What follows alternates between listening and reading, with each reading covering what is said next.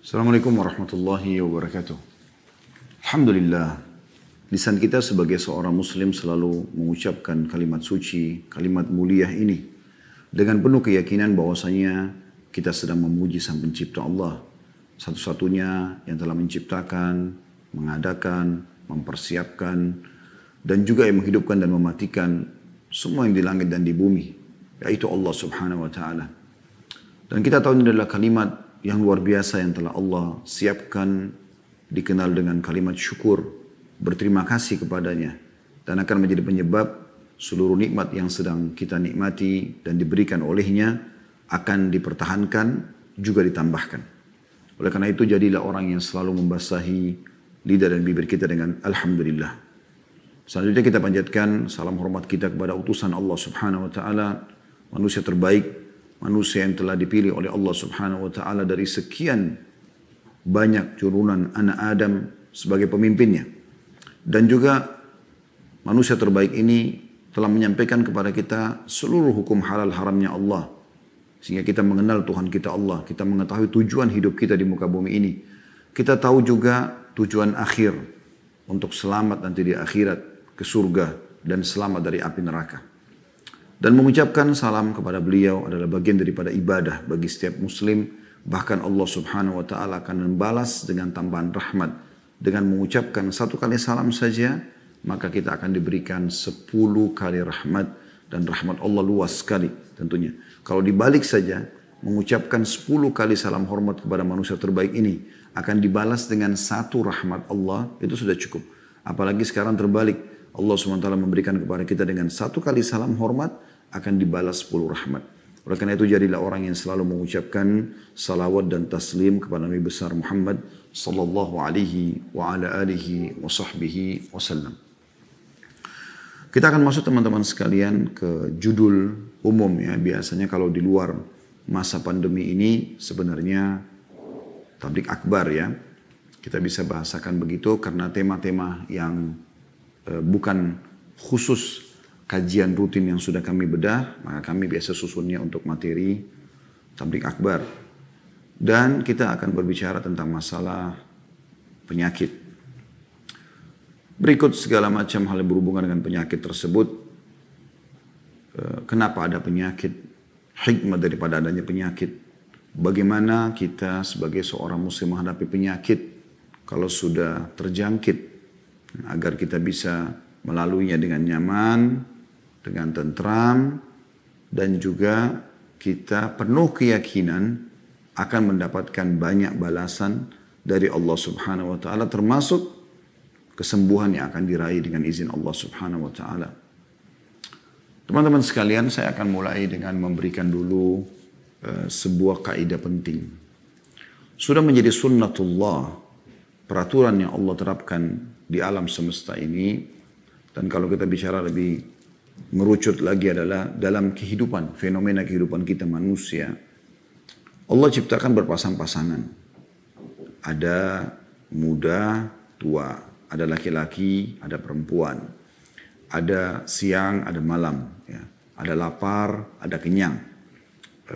Kemudian juga ada sehat dan ada sakit, ya. Ada hidup, ada mati.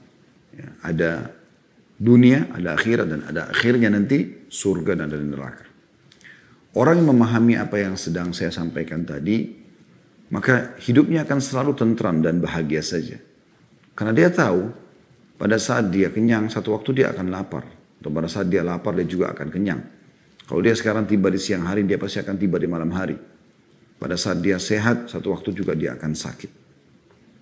Tidak ada orang teman-teman sekalian melalui kehidupan di muka bumi ini tidak pernah sakit. Tidak mungkin.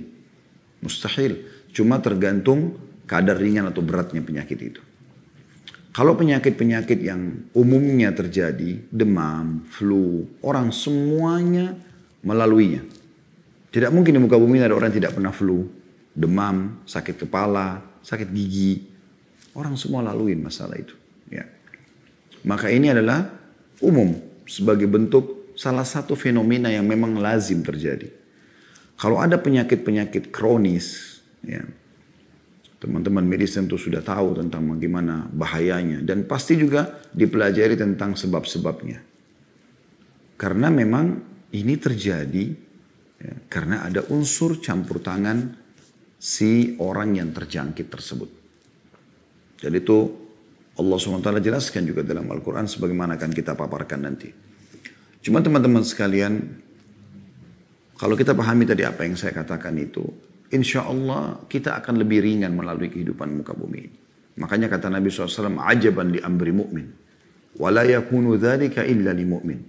Sungguh mengagumkan perkaranya orang beriman. Dan itu tidak dimiliki kecuali orang yang beriman. In asabau sarra syakar. Kalau dia mendapatkan nikmat, dia selalu bersyukur. Ada makanan, ada minuman, sehat, dan segala macam hal. Alhamdulillah. Wa in asabau darra sabar. Kalau dia diberikan cobaan, dia bersabar. Kenapa? Karena dia memahami bahwasanya nikmat yang sedang ada, itu ada pasangannya, yaitu cobaan. Jadi pada saat dia meletakkan syukur di timbangan agar nikmat selalu ada dan bertambah, maka dia letakkan di timbangan yang sebelahnya agar selalu seimbang, sabar pada saat cobaan datang. Ini baru kehidupan dia akan berimbang. Bisa dia melalui kehidupan ini dengan sangat baik, tentram, makmur, semuanya baik. Makanya kata Nabi SAW, sungguh mengagumkan perkara orang beriman. Bahkan dalam riwayat dikatakan, inna amra kullu khair. Semua kehidupannya baik. Apakah nikmat sedang ada, apakah cobaan sedang datang. Karena dia tahu kata kuncinya. Ini nikmat datang, syukuri. Cobaan datang, dia bersabar. Lebih jauh daripada itu teman-teman sekalian yang bisa mengobati sekali. Kalau seseorang lagi menghadapi permasalahan yang berat. Kalau kita bicara penyakit kronis, utang yang banyak, dan segala macam hal yang mungkin tidak umum, bukan semua orang melaluinya. Maka kalau dia tahu Allah Subhanahu wa Ta'ala biasa berikan dia rasa penyesalan, dan dia tahu sebenarnya dia sedang salah, tinggal satu kuncinya, taubat, kembali kepada Allah Subhanahu wa Ta'ala. Demi Allah teman-teman sekalian, dengan taubat nasuha yang tulus, Allah bisa ubah keadaan dia dari terpuruk, dari penyakit kronis, dari segala macam fitnah yang tertuduh kepada dia, kepada kebaikan-kebaikan. Allah ubah semua keadaan-keadaan tersebut menjadi lebih baik. Hanya taubat nasuha. Kata Nabi SAW, at-taubah tajubu ma qablah. Taubat akan membersihkan semua yang lalu-lalu itu. Termasuk bekas-bekasnya. Bukankah orang-orang Quraisy dulu yang membenci Islam, kemudian mereka masuk Islam seperti Umar bin Khattab, Khalid bin Walid, Amr bin As, Ridwanullah alaihim, dan yang lainnya, Abu Sufyan. Mereka sangat benci dengan Islam. Tapi setelah dia masuk Islam, dia taubat nasuha, orang nggak mengenang lagi masa lalunya. Orang lebih banyak mengetahui tentang kelebihan dia. Dan Allah SWT mengubah itu keadaannya. Juga teman-teman sekalian, kita tahu dunia ini akan kita lalui. Seberat apapun cobaan, bisa kita lalui. Allah SWT mengingatkan tentang kehidupan dunia yang toh kita akan lalui. Tidak selamanya kita dalam penderitaan tersebut. Ya. Allah mengatakan dalam surah Al-Ankabut ayat 64, وَمَا الْحَيَاةُ الدُّنْيَا إِلَّا لَهُ وَلَعِبْ. Kehidupan dunia ini hanya senda gurau dan hanya permainan semata. Dalam surah Al-Hadid ayat 20, Allah juga mengingatkan, A'udzubillahi minasyaitonirrajim, وَمَا الْحَيَاةُ الدُّنْيَا إِلَّا مَتَاعُ الْغُرُورِ. Tidaklah kehidupan dunia ini melainkan hanya kesenangan yang palsu saja. Dan Nabi SAW mengingatkan ini untuk menjadi muqaddimah, pembukaan bagaimana nanti kita pada saat masuk ke bahasan-bahasan masalah penyakit, kita merasa semuanya ringan sebenarnya. Sangat ringan. Seberat apapun cobaan tersebut. Kata Nabi SAW, ma'ana fid dunya illa karakibin istadhalla tahta syajaratin thumma raha wa tarakaha. Perumpamaan aku dengan dunia ini. Berapa banyak fitnah yang tertuduhkan kepada Nabi SAW. Penyihir, penyamun, pendusta. Walaupun sebenarnya beliau tidak begitu. Belum lagi setelah kekuatan Islam sudah mulai kuat. Di dalam kubu Islam sendiri muncul orang-orang munafik yang terus menyakiti Nabi SAW. Memfitnah istrinya Aisyah radhiyallahu anha yang suci dan mulia berzina dengan Safwan radhiyallahu anhu. Kemudian menyusahkan umatnya karena mengajak berperang di musim panas. Dan segala macam hal. Fitnah-fitnah mereka sebarkan. Tapi subhanallah, Nabi SAW menggambarkan semua itu akan berlalu. Kata beliau, tidaklah aku di dunia ini melainkan seperti pengendara yang sedang penat, bernaung di bawah sebuah pohon, kemudian ia akan pergi dan meninggalkannya. Hadis sahih diriwayatkan oleh Tirmidzi, gitu kan. Dan dalam hadis lain beliau bersabda, "Lau kanatid dunya ta'dilu 'indallahi janaha ba'udha, ma saka kafiran minha syarbata ma." Kalau seandainya dunia ini di sisi Allah setara dengan sebelah sayapnya nyamuk saja, ya, atau lalat, niscaya dia tidak akan memberi kepada orang kafir sedogok air pun. Tapi Allah SWT masih memberikan orang kafir, orang yang maksiat, rezeki. Karena bagi Allah itu kecil sekali. Dunia seluruhnya ini tidak senilai di sisi Allah SWT dengan sehelai sayapnya lalat ataupun nyamuk. Jadi kecil sekali dunia ini. Coba Anda bayangkan pesan-pesan ini. Bagaimana sebenarnya ya, Nabi SAW memberikan gambaran kepada kita sebagai orang beriman. Bukan di sini tempat kita. Dunia ini memang tempat cobaan. Tapi orang mukmin bisa melaluinya. Dan tidak usah dijadikan sebagai sesuatu yang besar. Sampai Sa'id bin Musayyib rahimahullah, seorang tabi'in, berkata, aku telah menemui orang-orang, saya para sahabat, yang tidak ada sesuatu pun ya, yang membuat mereka sedih, merasa kehilangan kalau itu urusan dunia. Mau penyakit, mau hilang anggota tubuhnya, mau hartanya habis, mau difitnah orang, mau gunjing, apa saja. Bagi mereka kecil semua.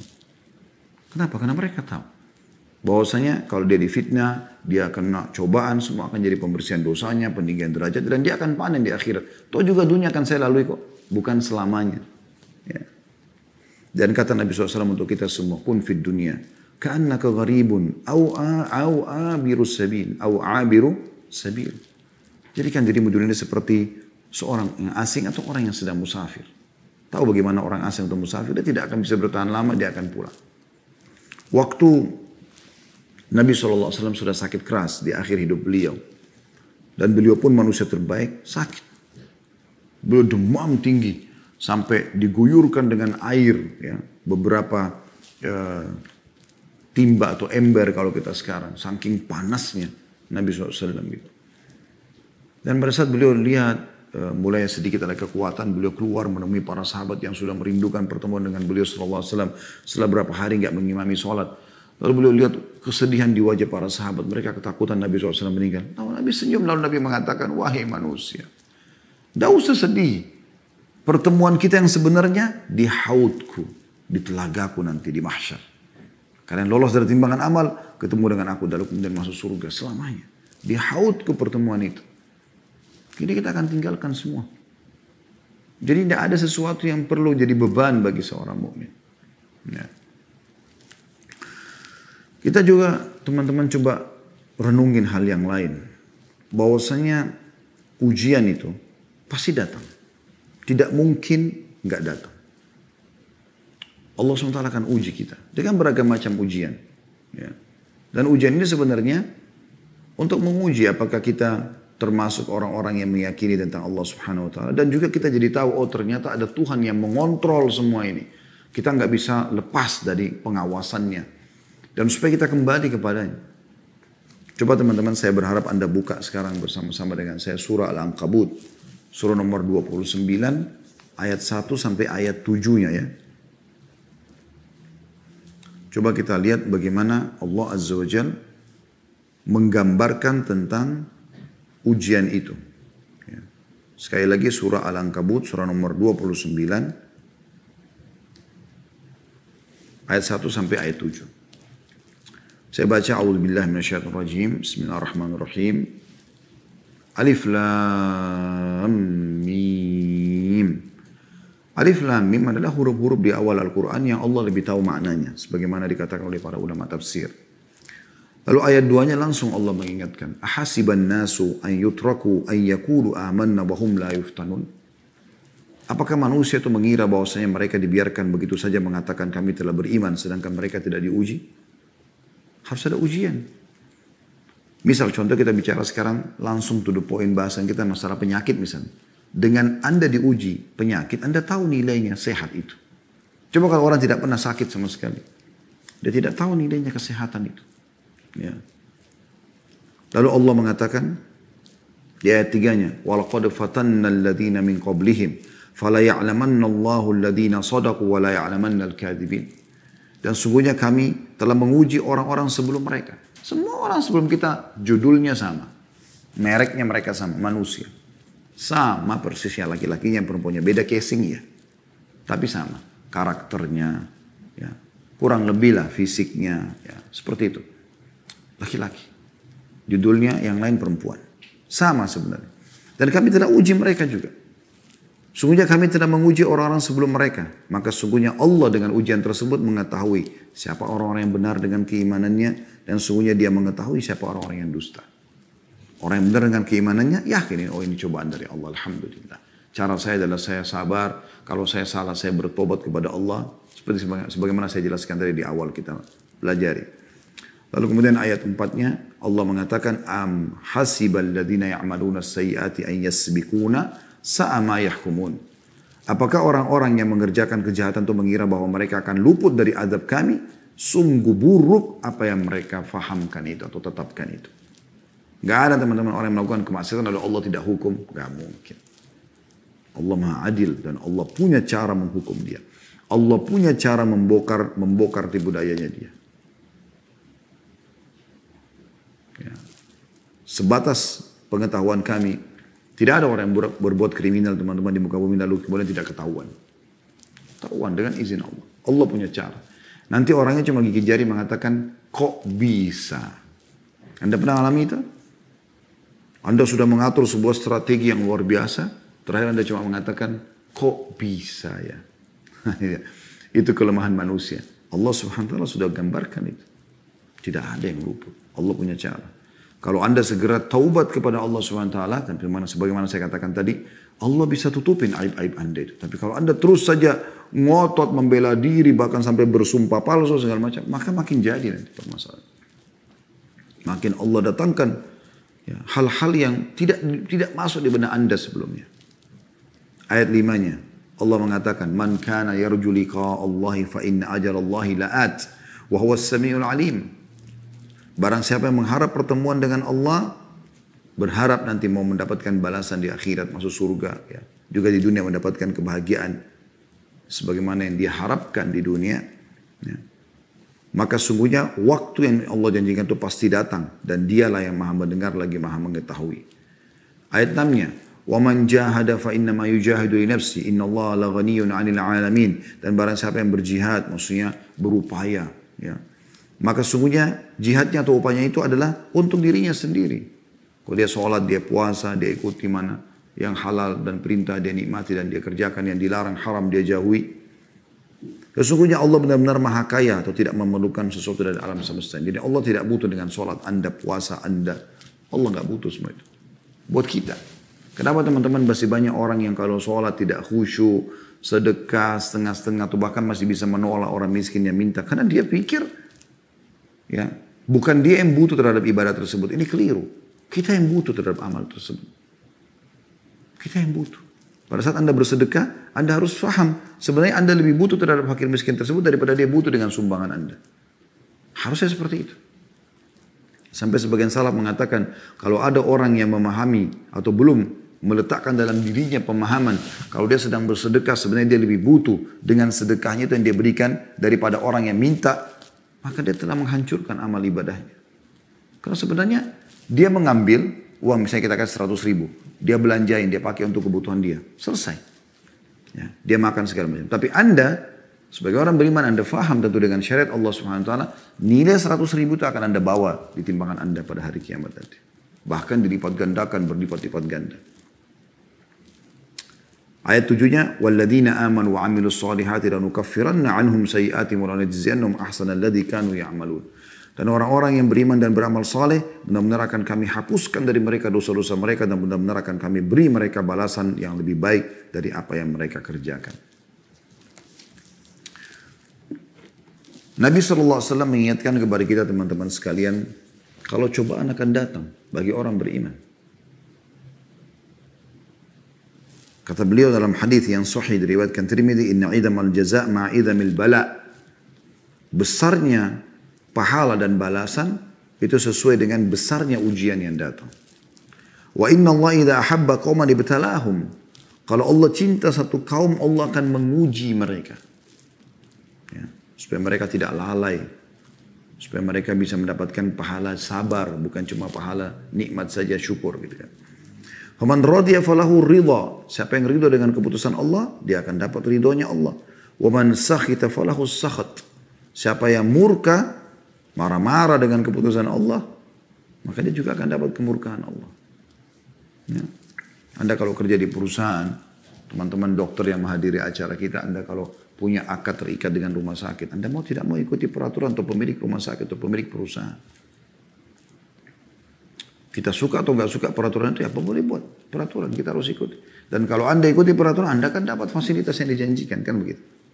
Jam kerja Anda jam sekian sampai jam sekian, Anda datang, Anda on time. Walaupun kadang-kadang masih ngantuk, mungkin masih ada kegiatan di rumah, Anda tetap lakukan.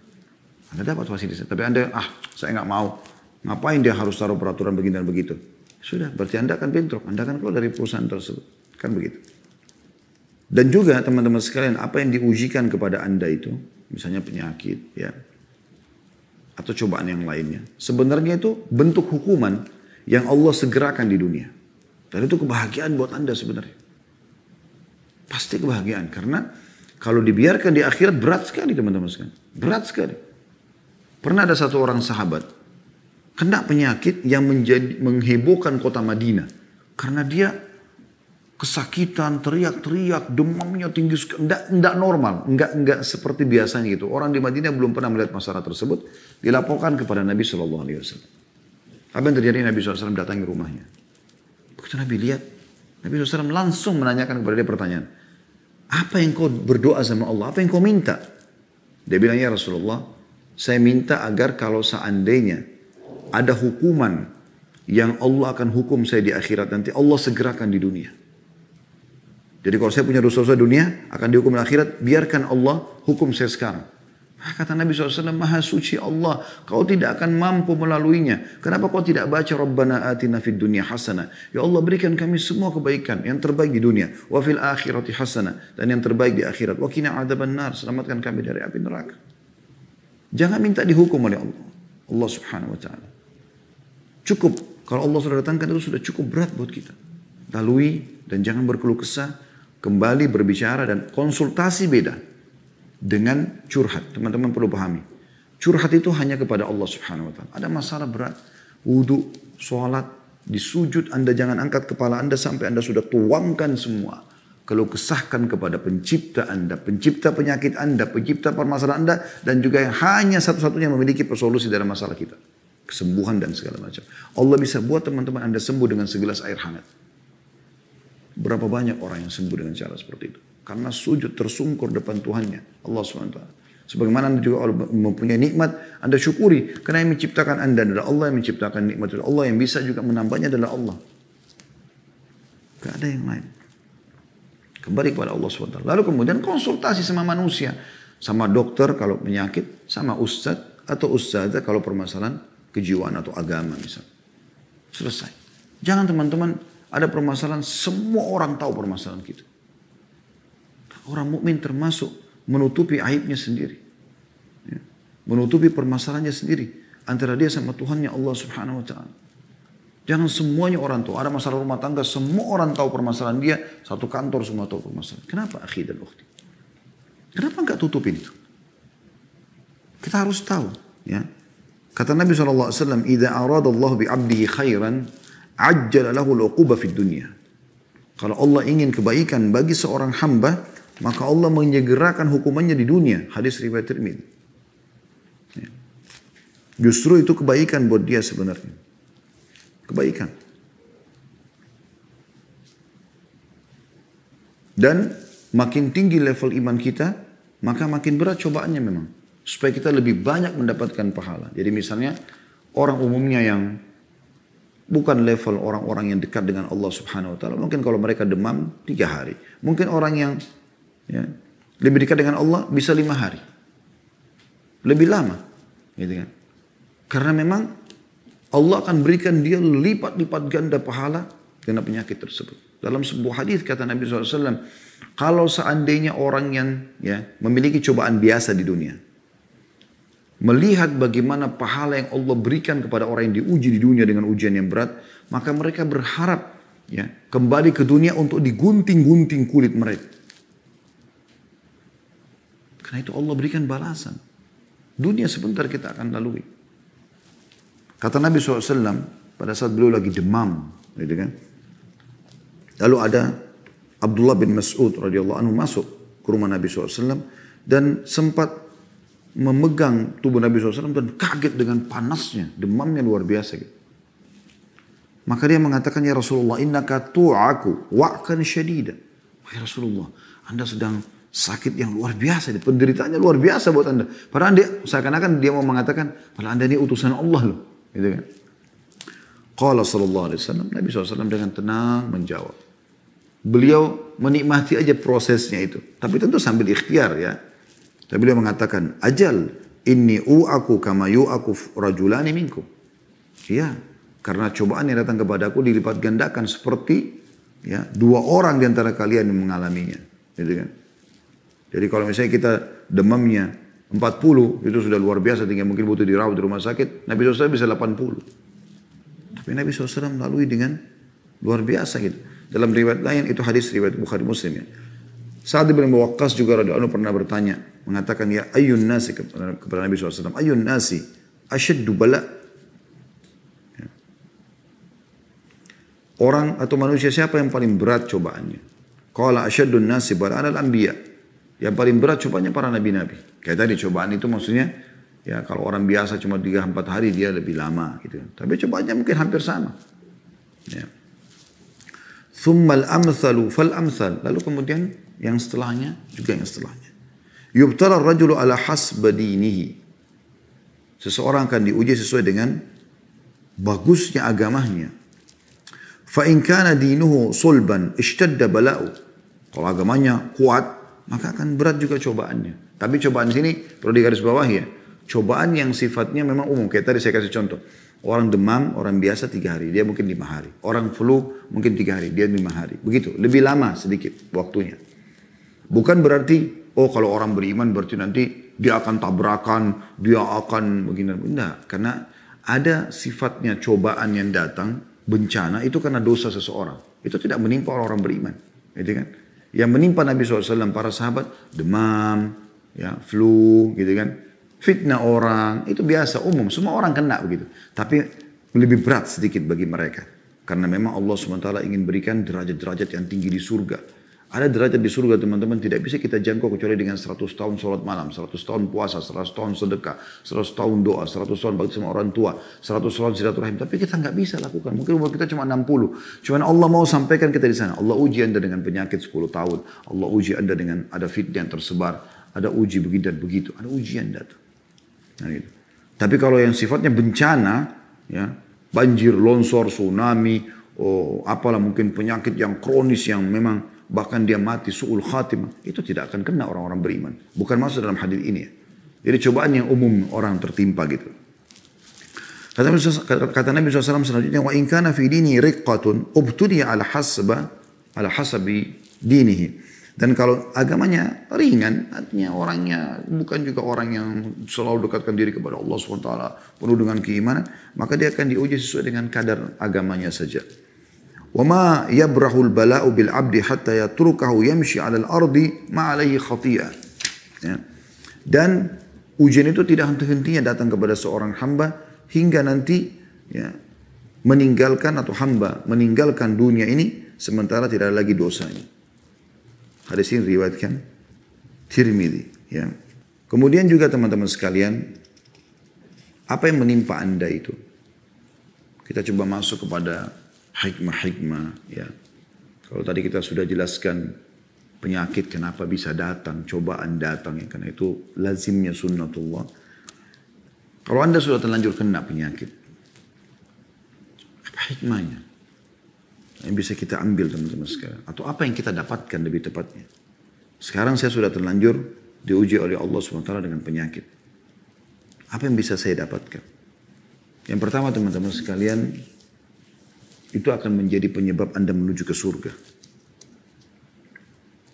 Itu akan membawa Anda menuju ke surga. Ya. Disebutkan dalam firman Allah Subhanahu Wa Taala surah Al-Baqarah. Dalam ayat 155 sampai 157 ya. Allah menjelaskan Allah akan menguji kita. A'udzu billahi minasyaitonir rajim wa la nabluwannakum bisyai'in minal khawfi wal ju'i wa naqsin minal amwali wal anfusi wath thamarati wa basyyiris sabirin. Alladzina idza asabathum musibatun qalu inna lillahi wa inna ilaihi raji'un ulaika 'alaihim shalawatun min rabbihim wa rahmah wa ulaika humul muhtadun. Dan kami pasti akan menguji kamu dengan sedikit ketakutan, kelaparan, kekurangan harta, juga ada permasalahan jiwa, penyakit dan buah-buahan. Dan sampaikan kabar gembira kepada orang-orang yang sabar.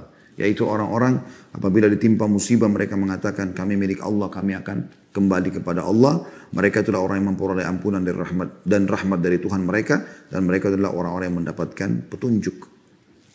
Dalam hadis tadi yang saya sempat bahasakan ya, diriwayatkan oleh Tirmidzi dari Jabir bin Abdullah radhiyallahu anhu, beliau mengatakan bahwasanya Rasulullah SAW bersabda, yawaddu ahlul afiyati yaumal qiyamati hina yu'ta ahlul bala'i thawaba law anna juludahum kanat quridat fid dunya bil maqarid. Orang-orang yang tidak mendapatkan cobaan ya, menginginkan pada hari kiamat, maksudnya di sini dikatakan yawaddu ahlul afiyah, maksudnya orang yang lebih banyak sehatnya ya. Nanti hari kiamat ketika melihat orang-orang yang mendapatkan cobaan diberi pahala, di dunia cobaannya berat, di akhirat diberikan pahala, sekiranya kulit mereka dahulu dipotong-potong dengan gunting semasa di dunia. Juga teman-teman sekalian, artinya di sini akan diberikan derajat-derajat yang tinggi di surga ya. Dalam hadis Nabi SAW kata Nabi SAW, "Ma min muslimin yusibu adzan min maradin." Tidak ada seorang muslim pun yang ditimpa dari gangguan penyakit. Fama siwahu illa hatta Allah bihi sayyiatihi. Kecuali pasti akan menggugurkan dosa-dosanya. Kama tahuttu syajaratu waraqaha. Sebagaimana pohon ya, menggugurkan atau tergugurkan daun-daun dari sebuah pohon. Penyakit apapun, ringan atau berat, akan menjadi pembersihan terhadap dosa-dosa Anda. Hadis riwayat Muslim. Ada seorang wanita kena epilepsi di zaman Nabi SAW dalam hadis riwayat Bukhari Muslim ya. Dia terganggu sekali. Mungkin Anda tidak asing lagi dengan penyakit ini. Kalau kambuh tiba-tiba nggak sadarin diri, keluar busa dari mulut. Semoga Allah selamatkan kita. Tapi orang ini kena diuji dengan itu. Dan dia datang kepada Nabi SAW mengatakan, ya Rasulullah, inni usra'u wa inni atakashaf. Fadu'ullah li. Aku ini terkena epilepsi dan kalau lagi kambuh kadang-kadang sampai auratku terbuka, nggak sadarin diri. Berdoalah kepada Allah agar menyembuhkanku. Apa kata Nabi SAW? Qala in syi'ti sabarti walakil jannah. Maksudnya dia minta saat itu didoakan langsung sembuh pada saat itu, hilang. Tidak melalui prosesnya gitu. Kata Nabi SAW, kalau kau mau bersabar, sabar artinya nikmati prosesnya. Tetap kau berikhtiar, berobat segala macam, tapi tidak spontan, bukan yang instan gitu ya. Maka kau akan masuk ke dalam surga. Wa in syi'ti da'autullaha an yu'afiyaki. Kalau kau mau saya bisa doakan sekarang kau sembuh. Langsung spontan sembuh, hilang. Pilih yang mana? Tapi tidak ada jaminan surganya. Kalau kau kena, kalau kita sekarang kena flu, demam, apalah penyakit rematik, segala macam penyakit yang ada. Mungkin teman-teman di penyakit dalam ada penyakit ini, penyakit itu. Yang sudah dihadapi dari pasiennya. Kemudian dia nikmati prosesnya. Artinya dia tetap datang ikhtiar, berobat. Tapi dia tahu ini keputusan dari Allah. Dia menerima cobaan tersebut dengan lapang dada sebagaimana dia menerima nikmat pada saat ada. Maka dia bisa masuk surga.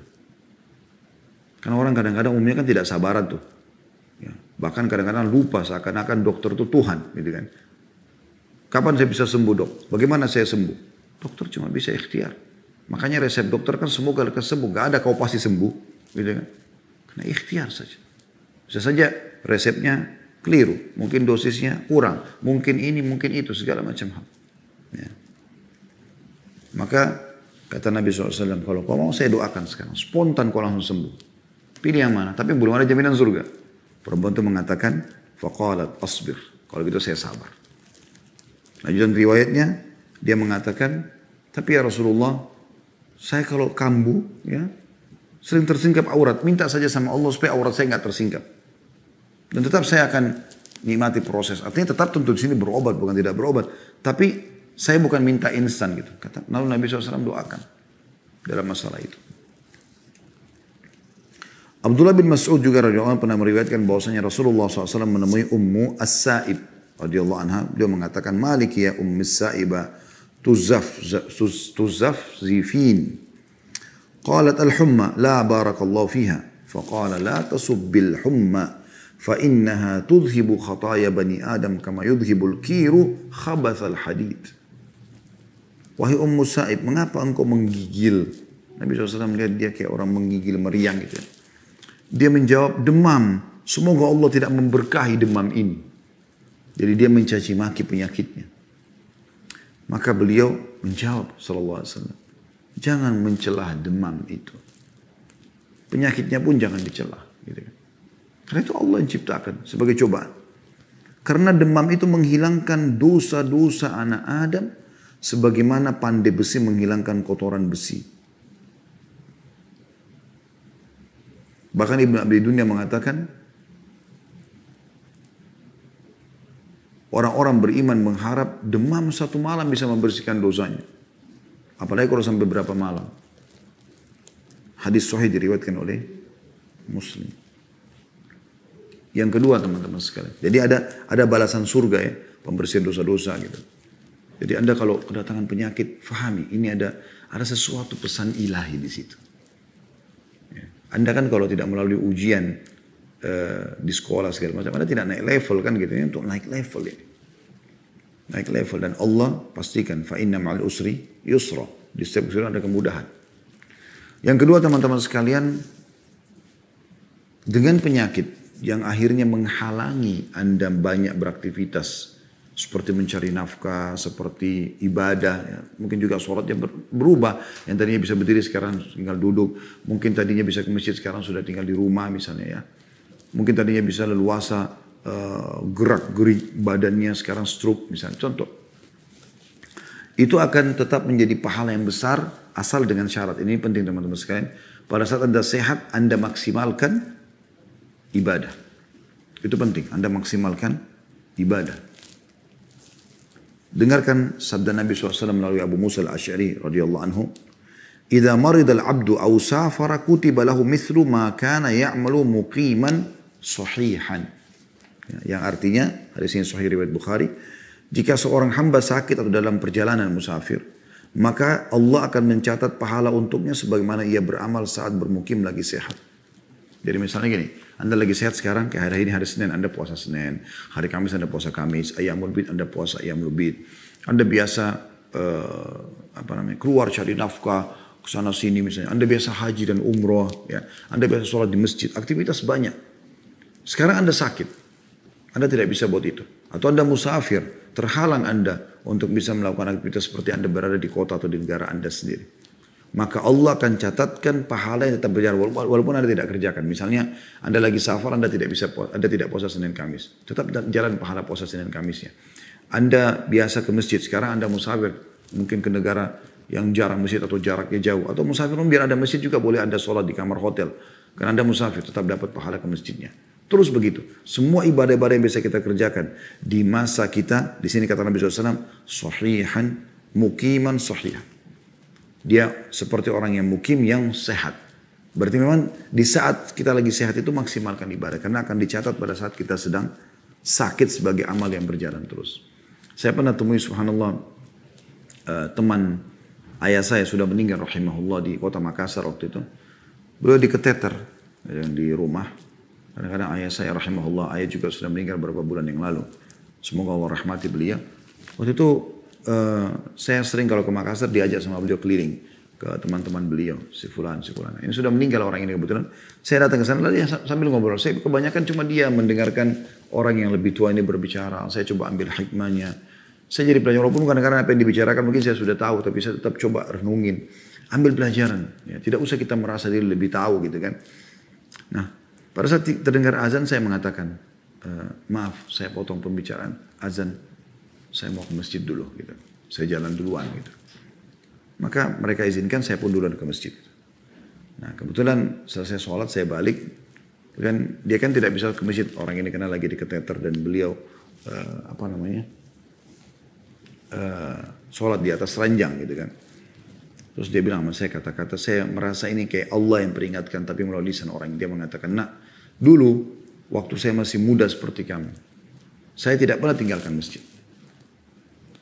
Dan saya sekarang berharap kalau seandainya masih bisa Allah berikan kesempatan itu. Saya tiba-tiba berpikir, subhanallah, iya ya, kenapa saya harus tunggu sakit kemudian baru nanti menyesal tidak bisa ke masjid lagi. Dan orang ini karena rutin mengerjakan sholat dulu, walaupun dia keteter sekarang, tidak bisa ke masjid, Allah berikan dia pahala ke masjid. Karena dia sudah kerjakan sebagaimana hadis ini. Yang ketiga teman-teman, harus yakin bahwasanya di setiap penghujung sebuah cobaan ada penyelesaian. Allah SWT memastikan itu.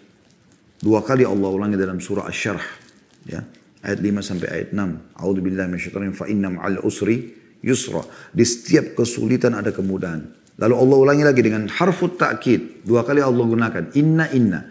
Fa inna ma'al usri yusra. Inna ini dalam bahasa Arab namanya harfut ta'kid, memastikan pasti benar. Fa inna ma'al usri yusra, di setiap kesulitan akan ada kemudahan. Lalu Allah ulangi inna ma'al usri yusra. Pakai lagi harfut ta'kid, sesuatu yang memastikan pasti di setiap kesulitan ada kemudahan. Nah, hanya teman-teman sekalian, di sini siapa yang ya mau melalui itu dengan mendapatkan banyak pahala dengan orang yang melaluinya dan berakhir juga tanpa ada pahala. Kata Umar radhiyallahu anhu, kalau datang kepadamu sebuah cobaan, maka keadaannya cuma 2. Kamu terima itu dengan tulus sebagai cobaan dari Allah. Kamu ridho dengan keputusannya Allah, gitu kan? Maka kau akan dapat pahala. Kau akan mudah melaluinya. Kau juga akan dapat solusinya. Orang kalau terima, oh ya Allah lagi uji saya, alhamdulillah, mudah-mudahan jadi pembersihan dosa saya. Mudah-mudahan saya bisa dapat derajat yang tinggi di surga karena ini. Ada amal-amal mungkin yang belum saya bisa kerjakan. Ya, ada orang yang lebih berat cobaannya dari saya. Dia coba ya menerima itu dengan kesabaran. Dengan kesabaran memang harus begitu kan, gitu kan. Dan tidak mungkin kita bisa dapat pahala sabar kecuali dengan cobaan kan begitu. Nah, maka dia mudah melaluinya. Dan dia yakin dengan dia makin sabar maka akan makin besar pahalanya. Toh juga di ujungnya inna ma'al usri yusra. Ada yusranya. Usr keberatan atau sesuatu yang berat ya. Cobaan. Dan yusra adalah kemudahan. Atau kata Umar, kau tidak menerimanya. Sakit, ribut, flu. Sudah seperti terjadi kiamat. Baru cobaan sedikit sudah luar biasa. Karena kan ada orang datang gitu di masa pengajian dulu sebelum pandemi. Datang kepada saya. Seakan-akan sudah masalah besar. Padahal sebenarnya saya melihat masalahnya orang ini kecil sekali gitu. Hanya karena terlilit utang sama si fulan berapa. Saya dikejar-kejar. Hanya karena dia sakit. Kemudian dokternya dia belum bisa operasi karena belum ada duit. Hanya masalah kecil sebenarnya. Bukan masalah besar gitu. Bisa dia laluin itu. Bukan tidak bisa.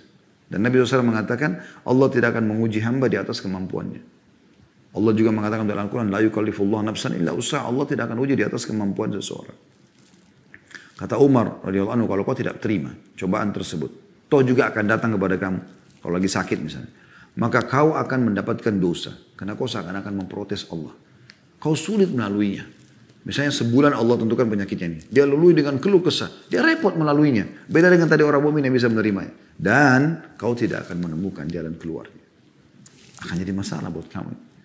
Karena mungkin dalam keluh kesah itu ada penyakit. Ada masalah dosa baru yang membuat Allah memperpanjang permasalahan dia. Atau menjadikan masalah buat dia. Ya. Jadi harus memahami masalah ini. Kemudian selanjutnya. Ya, yang ketiga ya.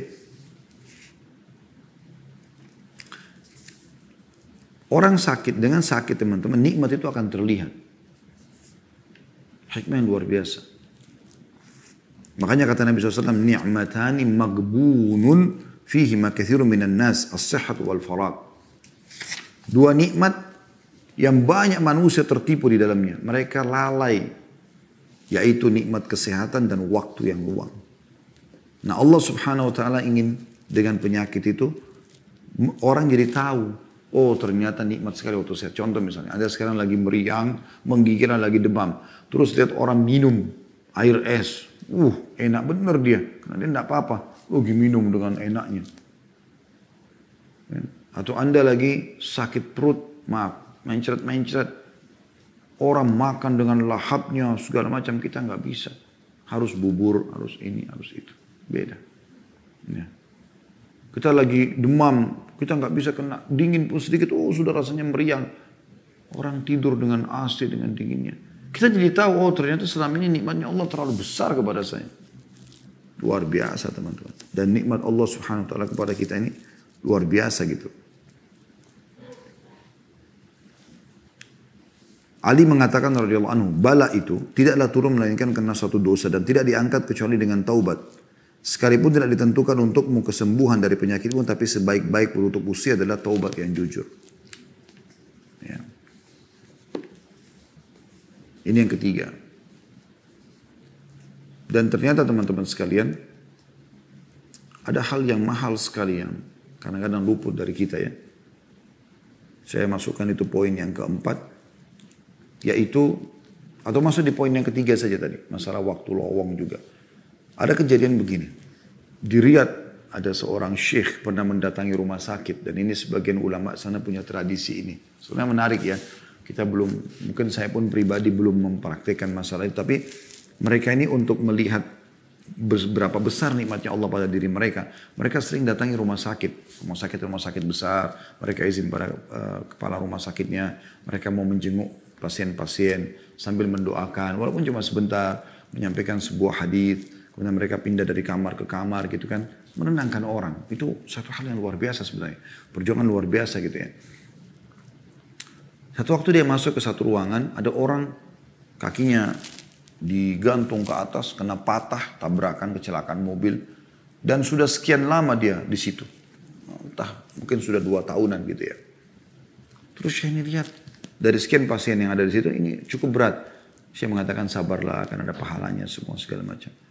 Orang itu, anak muda itu tiba-tiba mengatakan, Alhamdulillah Syekh, saya malah bersyukur dengan cobaan ini. Syekhnya heran. Yang lain-lain itu pada nangis, pada berterima kasih. Ini kok malah, Alhamdulillah saya bersyukur dengan cobaan ini. Kata syekhnya, kenapa kau merasa bersyukur? Malah jadi pelajaran buat beliau gitu kan. Dia mengatakan, Syekh perlu anda tahu, saya dulu ini laki-laki, seorang anak muda yang lalai. Sholat malas, ibadah malas, pokoknya jauh dari agama gitu ya. Sampai satu waktu Allah subhanahu wa ta'ala berikan saya cobaan ini. Saya balap-balap, tabrakan, kaki saya patah. Anda tahu Syekh, di hari-hari pertama saya masuk rumah sakit ini, rasanya penyesalan yang luar biasa. Penyesalan itu dalam kata keluh kesah, kenapa terjadi, apalah segala macam gitu. Jadi saya tidak terima gitu. Tapi saya seperti dibawa kepada sebuah keadaan, ya kau mau teriak, mau apapun ya sudah begini keadaannya, gak bisa. Terima tidak terima. Sampai satu waktu saya menjadikan sebagai bahan muhasabah. Mungkin ini adalah peringatan dari Allah subhanahu wa ta'ala. Lalu saya sambut dengan taubat nasuha. Saya coba beristighfar dengan dosa-dosa saya yang lalu. Saya coba terima, ridho dengan ini. Kemudian dia bilang, Anda tahu Syekh, setelah itu hati saya menjadi plong. Dan saya mulai menikmati detik-detik hidup saya dengan menganggap pasti Allah akan memaafkan dosa saya. Pasti ini akan di ujungnya pasti akan ada kesembuhan, pasti akan kebaikan. Lalu kemudian dengan waktu-waktu kosong itu saya gunakan untuk hafal Quran. Anda perlu tahu Syekh, selama saya 2 tahun di sini saya sudah hafal 30 juz. Karena banyaknya waktu lowong.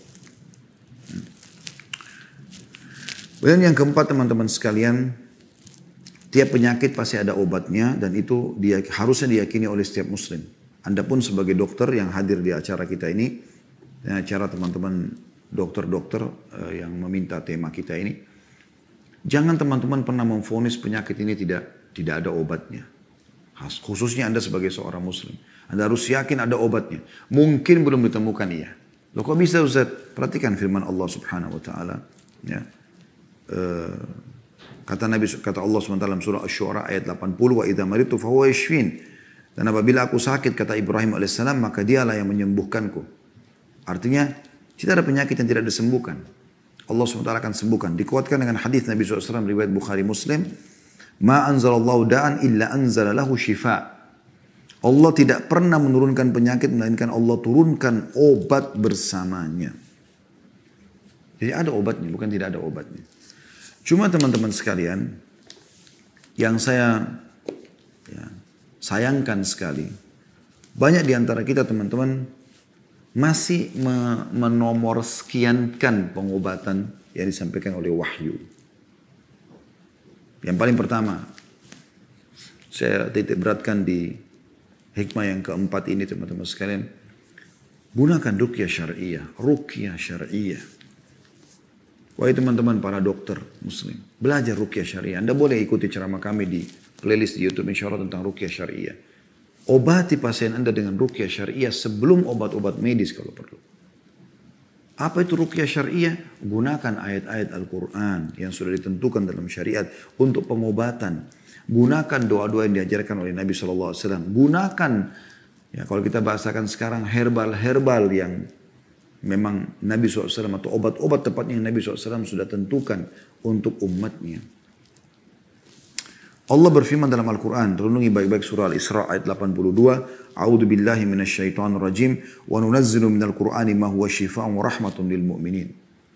Dan kami benar-benar turunkan Al-Quran yang dapat menjadi penawar dan rahmat bagi orang-orang yang beriman. Jadi maksudnya adalah penawar syifa, pengobat, penawar dari semua penyakit jiwa kah, fisik kah, semua penyakit. Misal contoh Anda sering saya bahas itu membaca Al-Fatihah, membaca 5 ayat pertama surah Al-Baqarah atau akhir surah Al-Baqarah, Al-Ikhlas, Al-Falaq, An-Nas. Ya, kemudian Anda tiupkan ke telapak tangan lalu Anda usapkan ke tubuh. Ya. Disebutkan ya, bahwasanya Aisyah berkata radhiyallahu anha bahwa Rasulullah SAW apabila ada orang yang mengeluhkan sesuatu kepada beliau penyakit, atau tubuhnya bernanah bahkan luka parah, maka Nabi SAW mengisyaratkan dengan jarinya demikian. Jadi beliau membaca doa ini. Ya. Jadi beliau bukan langsung kasih obat pertama. Nabi SAW memberikan petunjuk beliau sentuhkan ke tanah. Lalu beliau mengangkatnya sambil membaca. Bismillahi turbatu ardina biriqati ba'dina yushfa bihi yushfa saqimuna biidni rabbina. Dengan nama Allah, bismillah, turbati ardina. Inilah tanah negeri kami. Tanah yang disentuhkan ke ujung telunjuk tadi ya. Biriqati ba'dina, dengan liur sebagian kami. Karena biasa Nabi SAW tiupkan. Dengan sedikit ludah. Yushfa saqimuna, yang akan menyembuhkan orang sakit di antara kami. Biidni rabbina, dengan izin Tuhan kami. Hadis ini riwayat Bukhari Muslim. Lalu kemudian disentuhkan ke tempat yang sakit. Juga Aisyah meriwayatkan bahwasanya Rasulullah SAW kalau menjenguk salah satu kerabatnya yang sedang sakit, maka beliau mengusap tangan kanannya ke tempat yang sakit sambil membaca Adhibil ba's rabban nas washfi anta syafi la shifa illa shifa'uk shifa'an la yughadiru saqama. Adhibil ba's, hilangkanlah penyakit. Rabban nas, Tuhannya seluruh manusia. Washfi anta syafi, sembuhkanlah karena hanya Engkau saja penyembuh atau pemberi kesembuhan. La shifa illa shifa'uk, tiada kesembuhan kecuali kesembuhan darimu. Ini subhanallah tauhid kepada Allah. Gak ada kesembuhan kecuali Allah mau sembuhkan. Shifa'an la yughadiru saqama, kesembuhan yang tidak meninggalkan bekas penyakit. Beliau sentuhkan tempat sakit. Ini yang dahulu Nabi SAW melakukan. Bukan langsung kasih madu, kasih obat. Nabi SAW pertama kembalikan dulu kepada doa kepada Allah Subhanahu Wa Taala. Pasien Anda duduk, sakit ini, sakit ini, sakit ini. Baik, coba sekarang. Ibu atau bapak muslim, ya, baca. Alhamdulillah, wassalatu wassalamu ala rasulillah. Sederhana. Segala puji bagi Allah, salawat pada Nabi SAW. Bilang, ya syafi, wahai pemberi kesembuhan. Ishfini, sembuhkanlah aku. Kalau perlu doa-doa yang saya bacakan tadi, Anda bisa print, Anda perbanyak ya, atau Anda persiapkan buku ya. Nanti insya Allah terakhir saya akan tunjukkan beberapa jenis buku yang teman-teman bisa perbanyak buku ini, letakkan di tempat-tempat praktek Anda, letakkan di ruang-ruang tamu Anda, selalu bawa di tas Anda. Kalau Anda sedang silaturahim kepada keluarga, ketemu sama orang, kasih hadiah. Sebarkan ilmu ini. Ini luar biasa ilmu-ilmu ini. Ya. Biar mereka baca. Anda juga biasa baca. Letakkan Anda lagi periksa tubuhnya sambil Anda baca ini. Bismillahi turbati ardina biriqati ba'dina yushfa saqimuna biidni rabbina. sambil Anda periksa penyakit dia. Sambil Anda tekan perutnya, sambil Anda periksa penyakitnya. Rabb adhibil ba's rabban nas ishfi anta syafi la shifa illa shifa'u shifa'an la yughadiru saqama. Itu artinya luar biasa itu. Jadi kita berdoa kepada pemilik tubuh itu, pencipta kita semua, pencipta penyakit itu dan yang memberikan kesembuhan. Ini paling penting dalam seluruh bahasan kita sebenarnya poin ini teman-teman sekalian. Karena ini luput dari banyak orang. Saya sayangkan ini terjadi pada dokter-dokter Nasrani. Saya pernah berdakwah sampai ke Irian. Mereka kalau ngobatin orang, walaupun itu orang Muslim, yang mereka lakukan adalah mereka pertama suruh kembali ke Bapa lah, ke Yesus lah, apalah segala macam. Baru kemudian diobati. Kenapa yang dokter Muslim tidak lakukan ini? Berapa banyak di antara dokter Muslim yang praktek lapangan, ya, koas dan segala macam mungkin. Kenapa nggak belajar ini? Kenapa nggak lakukan ini? Ini hadis Bukhari Muslim. Hadis yang lain juga Uthman bin Abi Al-As radhiyallahu anhu, ia mengeluhkan sakit di tubuhnya. Lalu dia mendatang kepada Nabi SAW. Mengatakan, ya Rasulullah, saya sakit gini. Nabi SAW bilang apa? Dha' yadaka 'ala alladhi ta'allama min jasadik. Coba taruh tanganmu di tempat yang kau sakit itu. Suruh taruh. Di mana sakit? Di dada kah? Tenggorokan kah? Di kepala kah? Di kuping kah? Di apalah? Di mulut lah. Misalnya di hidung. Di mana? Punggung. Mana yang sakit? Letakkan tanganmu. Tanganmu sendiri. Wakul. Lalu baca. Bismillah thalathan. Bilang. Bismillah 3 kali. Bismillah, Bismillah, Bismillah. Kemudian setelah itu, Waqul sab'a marrat. Lalu setelahnya, itu tadi baca Bismillah 3 kali. Lalu baca 7 kali setelahnya, A'udhu billahi wa qudrati min syarri ma ajidu wa uhadiru. Sambil pegang tempat sakit, ya Allah aku berlindung kepadamu, ya, dengan kemahakuasaanmu dari seluruh keburukan yang aku rasakan dan aku khawatir darinya. Baca 7 kali sambil pegang. Ingat, ikuti keyakinan teman-teman. Allah subhanahu wa ta'ala akan sembuhkan. Baca bismillah, bismillah, bismillah. A'udhu bi'izzatillahi wa qudratihi min syarri ma ajidu wa uhadir. Kalau pasien Anda atau orang yang sedang sakit, istri atau suami Anda atau anak Anda pegang. Bilang kalau dia laki-laki, bismillah, bismillah, bismillah. A'udhu bi'izzatillahi wa qudratihi min syarri ma wajada wa hadara. Anda tulis itu ya. Ma wajada wa hadara. Kalau tadi kan kalau saya yang pegang tempat saya, ma ajidu wa uhadur, apa yang saya rasakan dan apa yang saya khawatirkan. Kalau orang lain laki-laki, ma wajada wa hadara, apa yang dia rasakan laki-laki dan dia khawatir. Kalau perempuan, ma wajadat wa hadarat, dan apa yang dia rasakan si perempuan ini dan juga yang dikhawatirkan oleh dia. Dan hadis ini hadis sahih riwayat Muslim. Anda sebagai dokter bertemu dengan pasien, Anda sebagai orang yang menjenguk orang sakit, renungi, jalankan hadis ini, mulia sekali. Dari Ibnu Abbas radhiyallahu anhu bahwasanya Rasulullah SAW bersabda, "Man 'ada maridan lam yahdur ajaluhu." Siapa yang menjenguk orang sakit dan belum tiba ajalnya, selama belum datang ajal yang Allah tentukan ke pasien itu, ke orang yang sedang sakit kita jenguk, kerabat atau orang lain pun, faqala indahu sab'a marrat. Lalu dia baca di sisinya 7 kali. 7 kali dia baca doa ini. Pendek sekali doanya. Mudah dihafal. Detik ini pun Anda kalau ikutin saya Anda bisa hafal. Mudah. Baca 7 kali. As'alullahal azim. Aku memohon kepada Allah yang maha agung. Rabbal arshil azim. Pemilik singgasana yang agung. Ayyashfiyaka. Agar menyembuhkan. Pendek sekali. As'alullahal azim. Rabbal arshil azim ayyashfiyaka. Aku memohon kepada Allah yang maha agung, pemilik singgasana agung agar menyembuhkan laki-laki, ayyashfiyaka, perempuan ayyashfiyaki. Bedanya di ka sama ki aja terakhir. Saya ulangi, as'alullahal azim. Aku mohon kepada Allah yang maha agung. Rabbal arshil azim. Tuhan pemilik singgasana yang agung, ayyashfiyaka, agar menyembuhkanmu. Kalau perempuan ayyashfiyaki. Apa kata Nabi SAW? Jaminan dari utusan Allah, guru dan kiai kita semua, kekasih orang-orang beriman, utusan Allah yang menciptakan langit dan bumi. Illa afahullahu min dzalikal marad. Kecuali pasti Allah akan sembuhkan dia dari penyakit itu. Hadis ini sahih riwayat Abu Daud dan Tirmidzi. Luar biasa hadiah dari Nabi SAW. Baca 7 kali sembuh dia. Ya. Juga dari Abu Sa'id al-Khudri dalam hadis yang lain, bahwasanya anna Jibril atan Nabiya sallallahu alaihi wasallam faqala ya Muhammad ishtakaita. Satu hari pernah Jibril datang menemui Nabi sallallahu alaihi wasallam kemudian berkata, wahai Muhammad, apa yang kau keluhkan? Karena kelihatannya Nabi SAW sedang sakit. Apakah kau sedang sakit? Faqala na'am. Iya benar, aku sedang sakit, kata Nabi SAW. Qala, Jibril mengajarkan. Baca. Baca. Bukan minum, bukan makan. Baca. Bismillahi arkik. Maka Jibril membaca ini. Jibril membaca ini. Dengan nama Allah aku meruqyamu. Bismillahi arkik. Min kulli syai'in yu'dhik. Dari segala sesuatu yang mengganggumu.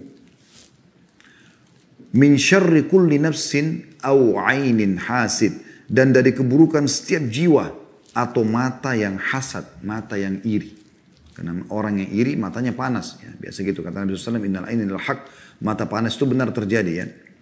Allahu yashfik. Semoga Allah menyembuhkanmu. Bismillahi arkik. Dengan nama Allah aku meruqyamu. Hadis sahih diriwayatkan Muslim. Masih mau lagi dapat bonus? Banyak. Ibnu Abbas meriwayatkan sabda Nabi SAW. Beliau mengatakan kalau siapapun yang sedang kesusahan, bacalah. La ilaha illallahul azimul halim. La ilaha illallahu rabbul arshil azim. La ilaha illallah rabbus samawati wa rabbul ardi wa rabbul arshil karim. Tidak ada Tuhan yang berhak disembah kecuali Allah yang maha agung dan maha penyantun. Tidak ada ilah yang berhak diibadahi dengan benar kecuali Allah, pemilik singgasana yang maha agung. Tidak ada ilah atau Tuhan yang berhak diibadahi dengan benar kecuali Allah, pemilik langit, pemilik bumi, dan pemilik singgasana. Ya, zat yang pemurah. Hadis ini riwayat Bukhari Muslim. Tentu ini kalau kita rincikan cukup panjang teman-teman sekalian, saya ringkaskan karena melihat waktu ya. Sekarang sudah 14 lewat 10 menit. Kemudian juga ada hadis yang riwayat Tirmidzi, kita dianjurkan membaca doanya Dhannun. Dhannun itu Nabi Yunus alaihissalam, Nabi Yunus alaihissalam. Beliau pada saat ditelan oleh ikan, beliau baca apa? La ilaha illa anta subhanaka inni kuntu minadh dhalimin. Tidak ada Tuhan yang berhak disembah kecuali engkau, aku termasuk orang-orang zalim. Kata Nabi SAW, la yad'u biha rajulun muslim fi syai'in qat illa istajaba Allahu lah. Tidak ada seorang muslim pun yang baca ini dulu kemudian dia berdoa, kecuali doanya akan diterima. Baca la ilaha illa anta subhanaka inni kuntu minadh dhalimin. Anda mau buka praktek, baca dulu ini. Minta agar Allah mudahkan kesembuhan pasien Anda melalui Anda. Itu luar biasa gitu. Ya. Dan banyak sekali teman-teman kalau kita mau bahas tentang doa-doa ruqyah, tapi ini diantaranya ya. Kemudian teman-teman sekalian saya tutup atau saya tambahkan selain doa ruqyah baru kemudian Anda ikhtiar tadi saya bilang dengan herbal-herbal seperti misalnya madu. Ya, karena Nabi SAW kesembuhan pasti di 3 hal. Di madu tapi madu asli, konsumsi selalu madu. Kemudian habbatus sauda yang kata Nabi SAW, yang 3 hal itu madu, kemudian bekam, ya, dan kai ini menggunakan besi panas yang dikagetkan. Tapi kata Nabi SAW, aku melarang umatku berobat dengan kai. Jadi kita fokus kepada bekam dan madu. 2 hal itu selalu kita lakukan ya. Kemudian juga habbatus sauda yang kata Nabi SAW, obat untuk semua penyakit kecuali kematian. Ya. Kemudian juga air zam-zam, konsumsi kata Nabi SAW, zam-zam liman syuribalah, zam-zam sesuai dengan air orang yang meminumnya. Saya tutup teman-teman dengan hal yang penting sekali, yang juga tidak kalah pentingnya maksudnya. Yaitu teman-teman sekalian, hati-hati dengan jalan-jalan syaitan pada saat sakit. Yang pertama, jangan buruk sangka dengan Allah Subhanahu Wa Taala. Saya ringkaskan ini, karena dalam hadis kata Nabi SAW, Allah berfirman, Ana inda dhanni abdi bi, saya sesuai dengan perasaan hambaku. Maksudnya kalau dia sangka dia akan disembuhkan, Allah akan sembuhkan. Dia sangka Allah tidak sembuhkan, maka Allah juga tidak akan sembuhkan. In dhanna khairan falahu. Kalau dia sangka baik, maka dia akan mendapatkan itu. Wa in dhanna syarran falahu. Kalau dia sangka buruk padaku, maka aku juga akan berikan keburukan itu. Hadis sahih riwayat Ahmad dan Ibnu Hibban. Kemudian teman-teman sekalian, yang perlu juga digarisbawahi adalah jangan pernah mengkonsumsi obat ya, atau terapi pengobatan dengan yang haram. Renungi hadis ini, hadis sahih riwayat Abu Dawud. Kata Nabi SAW, Inna Allah anzala da'a wa dawa wa ja'ala li kulli da'in dawa fatadawa wa la tadawa biharam. Allah menurunkan penyakit dan obat. Dia menjadikan tiap-tiap penyakit ada obatnya. Maka berobatlah dan jangan berobat dengan apa yang diharamkan. Jauhi semua.